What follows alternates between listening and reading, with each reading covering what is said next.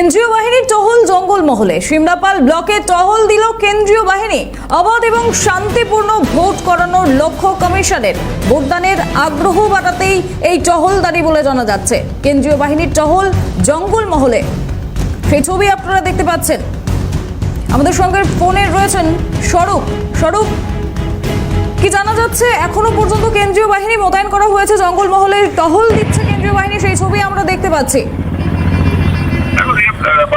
জঙ্গলমহলে যে সিমলাপুর ব্লক রয়েছে সেখানে কিন্তু কেন্দ্র বাহিনীর টহল কারণ হচ্ছে যে অবাধ এবং শান্তিপূর্ণভাবে যে নির্বাচন, সেই নির্বাচনে কিন্তু বদ্ধপরিকর রয়েছে কমিশন।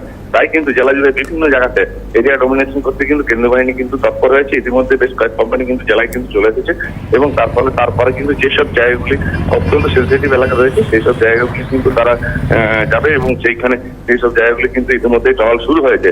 কারণ অবাধ এবং শান্তিপূর্ণ নির্বাচন, যে পঞ্চায়েতের সময় যে নির্বাচন আমরা দেখেছিলাম